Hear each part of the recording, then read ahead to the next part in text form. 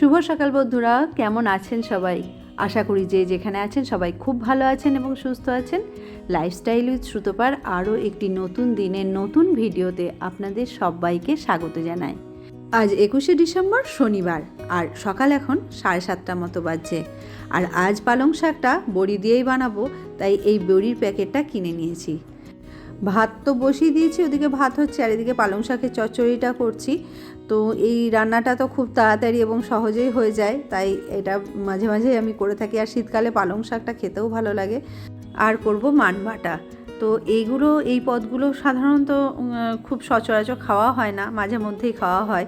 তো আজকে মানটা ঘষে নিয়ে প্রথমে ধুয়ে নিয়েছি, তারপর বেটে নিয়েছি সর্ষে লঙ্কা দিয়ে, কাঁচা লঙ্কা দিয়ে। আর এখন দিয়ে দিলাম নুন আর কাঁচা তেল। লেবুটা দেবো এর মধ্যে, আর একই সাথে কিন্তু আমি নারকেলটাও বেটে দিয়েছি। ওদিকে রান্নাবান্না মোটামুটি কমপ্লিট, এখন ঘরের কাজকর্মগুলো করে নেব। আর একটা কথা আপনাদের জানাই, এই কয়েকদিনের জন্য যাচ্ছি বাবা মায়ের কাছে। তো বেশ কটা দিন থাকবো না, সেজন্য ঘরবাড়ি তো আর অগোছালোভাবে ফেলে রাখা যায় না। আর তাছাড়া আমি কোথাও গেলে কয়েকদিনের জন্য, তো আমি কিভাবে আমার ঘরবাড়ি গুছিয়ে রেখে যাই যাতে এসে তেমনটা আর পরিশ্রম না করতে হয় এবং জিনিসপত্রগুলোও খুব ভালো থাকে, সেই ব্যবস্থাগুলোই আমি কীরকমভাবে করে যাই, কিভাবে রেখে যাই, সেটাই আজকে আপনাদের সাথে শেয়ার করছি। তো বিছানার পত্র যে বালিশ বা এখন যেহেতু শীতকাল ব্ল্যাঙ্কেট আছে, মশারি আছে, সেগুলো সব এইভাবে গুছিয়ে রেখে একটা বেড কভার দিয়ে আমি ঢেকে রেখে যাই। তাহলে কি হয়, বালিশ বিছানাগুলো নোংরা হয় না, ধুলোও পড়ে না। আর প্যাকিংটা কমপ্লিট হয়নি, তাই এখন প্যাকিংটা করে নিলাম। সেইভাবে জিনিসপত্র কিছু নেওয়ার নেই, টুকটাক যেটুকুনি প্রয়োজন ছিল নিয়ে নিলাম। কয়েকদিন বাড়িতে থাকবো না ঠিকই, হয়তো জিনিসগুলোও ব্যবহার করবো না, কিন্তু যদি অগোছালোভাবে রেখে যায় না, তারপরে যখন আসবো তখন তো কাজ তো বাড়বেই, আর নিজেই ঘরে ঢুকে তখন নিজেরই খারাপ লাগবে, বিরক্তি লাগবে, ভালো লাগবে না কোনো দিকটাই দেখতে। তো সেই জন্য আমি কখনোই অগোছালোভাবে বাড়িঘর দোর ছেড়ে রেখে যাই না। যে কয়দিনের জন্যই যাই, সে একদিনও হতে পারে বা 10 দিনও হতে পারে। তো তখন আমি কিন্তু বেশ গুছিয়ে রেখেই যাই, যাতে এসে বাড়ি ফিরে এসে যাতে আমার সেইভাবে খাটনি না হয়। আরও একটা কাজ যেটা আমি করি, কোথাও গেলেই আমি ফ্রিজটা পরিষ্কার করে রেখে যাই। যদি একদিন বা দুদিনের জন্য যাই তাহলে হয়তো ফ্রিজটা পরিষ্কার করি না, যেহেতু কয়েকটা দিনের জন্য যাব, 5-6 দিনের জন্য যাচ্ছি, সেজন্য আমি ফ্রিজটা পরিষ্কার করে রাখি। ফ্রিজের মধ্যে যা কিছু খাবার দাবার থাকে, সব সময় আমাদের কিছু না কিছু খাবার দাবার থেকেই যায়। তো সেগুলোকে একদম বার করে পুরো ফ্রিজটা মোটামুটি ক্লিন করে রেখে যাই। তবে ডিপ ক্লিন করি না, মোটামুটি একটা ভিজে ওয়াইপ দিয়ে সমস্ত তাকগুলো মুছে নিই ভালো করে। এবং যে জিনিসগুলো আমার ব্যবহার করার মতো নয়, মানে আমি এসে ব্যবহার করব না, বা যেগুলো পচনশীল যে জিনিসপত্রগুলো, খাবার দাবার বলুন বা যা কিছু থাকে, সেগুলো একদম বাইরে বার করে দিই। কেননা এই ধরনের পচনশীল যে জিনিসগুলো, সেগুলো যদি আমি ভিতরে রেখে যাই, এক তো ফ্রিজে ভীষণভাবে স্মেল হবে, আর তাছাড়াও জিনিসগুলো অন্যান্য জিনিসগুলোকে নষ্ট করবে বা ফ্রিজের মধ্যে ফাঙ্গাস সৃষ্টি করবে। সেজন্য এইভাবে মুছে ফ্রিজটাকে আমি সব সময় ক্লিন করার পর, যেহেতু একটু ভিজে কাপড় দিয়ে করছি, সেজন্য শুকনো করে নিই, কিছুক্ষণ খোলা রেখে দিই যাতে শুকিয়ে যায়। তো এইভাবে আমি একটু খুলে করারই চেষ্টা করছি, কেননা কোথাও বেরোনোর আগে তো অনেকগুলো কাজ থাকে এবং একটা বাস বা ট্রেন ধরার একটা তাড়া থাকে, সময়ের ব্যাপার থাকে। সেই জন্য সব সময় মানে ডিপ ক্লিন তো করা যায় না, জাস্ট একটু হাত বুলিয়ে নেওয়া, এই আর কি। একটুখানি এরকমভাবে করে নিলেও দেখবেন ফ্রিজ অনেক পরিষ্কার থাকে। আর তা না হলেই আমি এটা লক্ষ্য করে দেখেছি, এইভাবেই যদি আমরা ফ্রিজ অফ করে দিয়ে চলে যাই, তাহলে বেশ কয়েকদিন পর যখন এসে ফ্রিজটা খুলিস, তখন কোনো জিনিস তো রাখাই যায় না, ভীষণভাবে একটা স্মেল করতে থাকে এবং ফাঙ্গাসও চলে আসে, কালো কালো ফাঙ্গাস হয়ে যায়। তো সেই রকমভাবে তো ফ্রিজ আর মানে ব্যবহার করা যায় না, তখন আমাদেরকে কিন্তু বাধ্য হয়ে পরিষ্কারই করতে হয়। তো সেই যখন পরিষ্কার করতেই হবে, তখন সেই খারাপ হয়ে যাওয়ার পর না করে সেটা যদি আমরা আগে একটু সময় নিয়ে করে নিই, তাহলে মনে হয় ভালো হয়। তো আমি এটাই করে থাকি। আর এই অভ্যাসটা আসলে আমার আগের থেকেই হয়ে গেছে, যেহেতু আমরা বাইরে থাকতাম।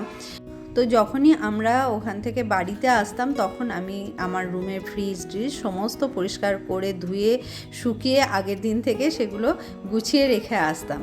আসলে আমরা অনেক লম্বা ছুটিতে বাড়িতে আসতাম।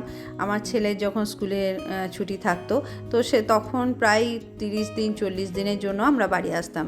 তো তখন যদি পরিষ্কার করে না আসতাম, তাহলে গিয়ে পরে আর সেটা ব্যবহার করার মতো অবস্থায় থাকতো না।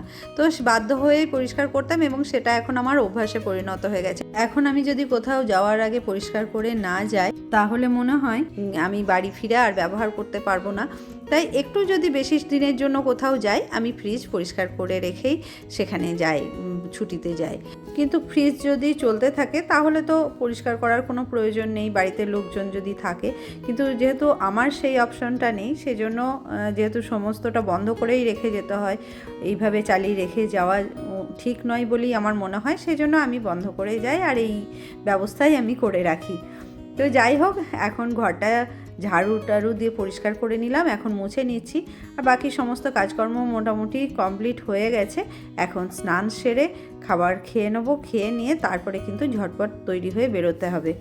আর এখন আমরা খাবারই খেয়ে নিচ্ছি। তবে আজকে ব্রেকফাস্ট স্কিপ করেছি, ব্রেকফাস্টে তেমন কিছু বানাইনি, কেননা এই তো 11:30টার মধ্যে বেরিয়ে যাব, সেজন্য ভাতই খেয়ে নিলাম একেবারে।